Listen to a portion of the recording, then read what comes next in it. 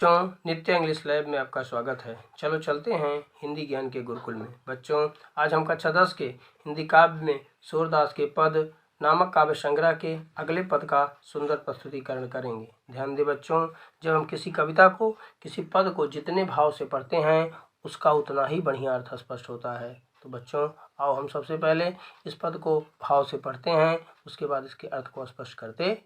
ध्यान दें।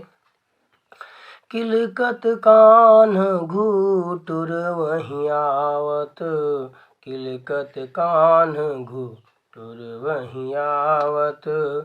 मणिमय कनक नंद कै आंगन, बिंब पकड़ी बेधावत, बिंब पकड़ी बेधावत।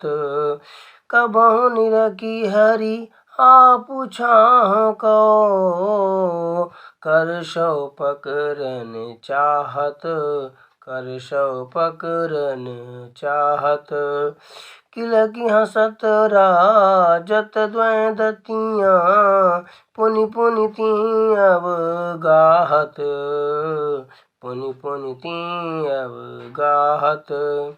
कनक भूमि पर कर पग छाया, यह उपमायिक राजती, यह उपमायिक राजती। करि करि प्रतिपद प्रतिमनि वसुधा, कमल बैठ की साजती, कमल बैठ की साजती। बाल दशा सुख निरखी जसोदा, पुनि पुनि नंद बुलावती, पुनि पुनि नंद बुलावती। अचरा तरले ढाकी सूर के, प्रभु को दूध पियावती, प्रभु को दूध पियावती। प्रस्तुत पद्यांश में सूरदास जी ने श्री कृष्ण की बाल लीलाओं का बड़ा ही सुंदर मनोरम वर्णन किया है। तो ध्यान दें। किलकत कान्ह घुटुर वहीं आवत, कि कान्ह अर्थात बालक श्री कृष्ण किलकारी मारते हुए घुटनों के बल चले आ रहे हैं। मणिमय कनक नंद कै आंगन, बिंब पकड़बे धावत। करहें कि नंद कै आंगन, करह कि बाबा नंद के स्वर्ण से जड़ित आंगन में, करहें स्वर्ण से जड़ित आंगन में भगवान श्री कृष्ण अपनी परछाई को, अपने बिंब अर्थात अपनी प्रतिबिंब या अपनी परछाई को पकड़ने का प्रयास कर रहे हैं। करें कि कबहु निरख हरि आप छाको, छाको करसो पकड़न चाहत। करें कभी कभी तो भगवान श्री कृष्ण अपने ही स्वयं को, प्रतिबिंब को, अपने स्वयं की परछाई को देख करके करसो पकड़न चाहत। करें अपने हाथों से बार कर माने हाथ, करें अपने हाथों से बार बार उसे पकड़ने का प्रयास करना चाहते हैं या प्रयास कर रहे हैं। अकिला की हंसत राजत द्वैदतियाँ, पुनि पुनि तिहिया अवगाहत। और भगवान श्री कृष्ण जब किलकारी मारकर हंसते हैं तो उनकी द्वैदतियाँ, दतुलियाँ अर्थात उनके दोनों दांत, उनके दोनों दूध के दांत करें कि राजत अत्यधिक सुशोभित हो रहे हैं। और पुनि पुनि तिहिया अवगाहत, जिसे भगवान श्री कृष्ण उन्हें बार बार उन्हें छिपाने का प्रयास कर रहे हैं। अवगाहत माने होता है छिपाना, अर्थात उन्हें बार बार छिपाने का प्रयास कर रहे हैं। कनक भूमि पर कर पग छाया, करें कि यह उपमा एक राजत कह रहा है। और स्वर्ण से जड़ित कनक भूमि, करें कि स्वर्ण से जड़ित इस आंगन में भगवान श्री कृष्ण के करपग अर्थात हाथ और पैरों की छाया की जो प्रतिबिंब पड़ते हैं, करें कि जो प्रतिबिंब पड़ते हैं, जिसकी परछाई पड़ती है, यह उपमा एक राजत करें उससे वैसी ही एक उपमा और सुशोभित होती है, अर्थात वैसी ही एक उपमा और दिखाई पड़ती है और अधिक सुशोभित होती है। करिकर प्रतिपद प्रतिमन वसुधा, कमल बैठ की साजत। कह रहे हैं कि और ऐसा प्रतीत होता है कि कह रहे हैं कि वसुधा अर्थात पृथ्वी, ऐसा प्रतीत होता है कि मानो पृथ्वी उनके कर प्रतिपद, उनके हाथ और पाँव के लिए कमल बैठ की साजत, कह रहे हाथ और पाँव के लिए कमलों का आसन प्रदान कर रही हो। हाथ और कह रहे हैं हाथ और पाँव के लिए कमलों का आसन प्रदान कर रही है। बाल दशा सुख निरखी जसोदा पुनि पुनि नंद बुलावत, कह रहे हैं कि भगवान श्री कृष्ण की इस बाल लीला को देख करके कह रहे हैं कि यशोदा कह रहे हैं कि बहुत ही प्रसन्नचित होती हैं। उसके बाद नंद बाबा को बार बार बुलाने का प्रयास करती हैं, अर्थात उन्हें बार बार बुलाती हैं।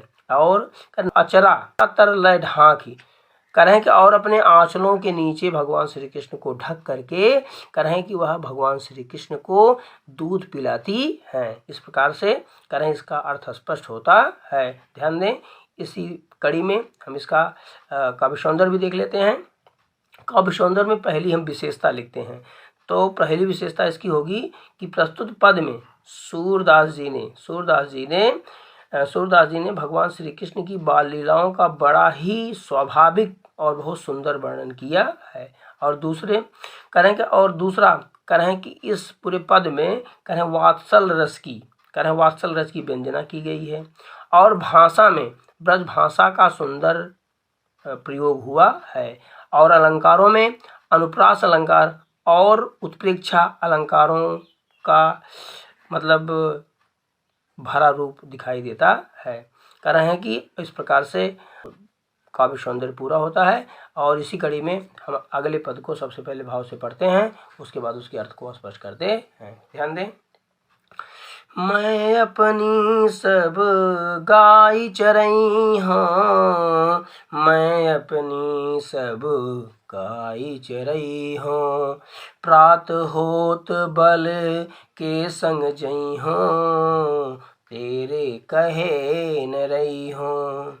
ग्वाल बाल गा इनके भीतर, नहीं कहूँ डर नहीं लागत, मैं कहूँ डर नहीं लागत। आज न सो नंद दुहाई, आज न सो नंद दुहाई, रैनी रहो गो जागत, रैन रहो गो जागत। और ग्वाल सब गाय चरई हैं, मैं घर बैठे रही हूँ। सूर्य शाम तुम सोई रहो, अब प्रात जान मैं दई हूँ, प्रात जान मैं दई हूँ। कह रहे हैं कि प्रस्तुत पद में भगवान श्री कृष्ण माता यशोदा से गाय चराने का हट कर रहे हैं और कहते हैं, मैया अपनी सब गाय चरई हूँ, हे माँ यशोदा मैं अपने सारी गायों को चराने के लिए जाऊंगा। और कह रहे हैं कि प्रात होत बल के संग जई हूँ, तेरे कहे न रही हूँ। और प्रातः होते ही मैं बलदाऊ के साथ कह रहे हैं कि मैं अवश्य ही जाऊंगा, मैं तेरे कहने पर, तुम्हारे कहने पर मैं रुकने वाला नहीं हूँ, अर्थात मैं आपके रोकने पर मैं रुकूंगा नहीं, मैं गैया चराने अवश्य ही जाऊंगा। और नीचे कहते हैं, ग्वाल बाल गाइन के भीतर, न कहूँ डर नहीं लागत। कह रहे हैं कि ग्वाल बालों के बीच में रह करके, उनके मध्य में रह करके, हे माँ मुझे जरा सा डर नहीं लगता है। आज न सो नंद दुहाई, कह रहे मैं नंद बाबा की कसम खा करके कहता हूँ कि मैं आज रात्रि को जागरण करूँगा, अर्थात मैं सोऊंगा नहीं। कह रहे हैं कि आज मैं रात भर जागरण करूँगा, मैं सोऊंगा नहीं। और ग्वाल सब गाय चराई हैं, मैं घर बैठे रही हूँ। बताओ, कर सारे ग्वाल बाल दिन भर गाय चराएं और मैं घर में वैसे ही बैठा रहूं, ऐसा नहीं होगा, मैं गाय चराने अवश्य जाऊंगा। तब उसके बाद यशोदा जी कहते हैं, सूर्य श्याम तुम सोई रहो, अब प्रात जान मैं दई हूँ। कह रहे हैं कि यशोदा माँ कहती है कि अब तुम सो जाओ, सुबेरा होने दो, मैं तुम्हें गायों को चराने के लिए अवश्य जाने दूंगी। इस प्रकार से इसका अर्थ स्पष्ट होता है। ध्यान दो। आओ हम अब इसके बाद इसके काव्य सौंदर्य को देख लेते हैं। ध्यान देना है। काव्य सौंदर्य में पहली विशेषता होगी। विशेषता में हम लिखेंगे प्रस्तुत पद में भगवान श्री कृष्ण गायों को चराने के लिए जाने का हठ करते हैं, जिसका बहुत ही मनमोहक प्रस्तुतिकरण किया गया है।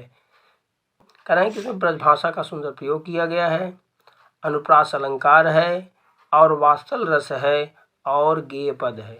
इस प्रकार से इसका काव्य सौंदर्य भी पूर्ण होता है। अगर बच्चों यह पद का भाव और अर्थ आपको अच्छा लगा हो तो आप इस पद को ज़्यादा से ज़्यादा पढ़ें और शेयर करें। धन्यवाद।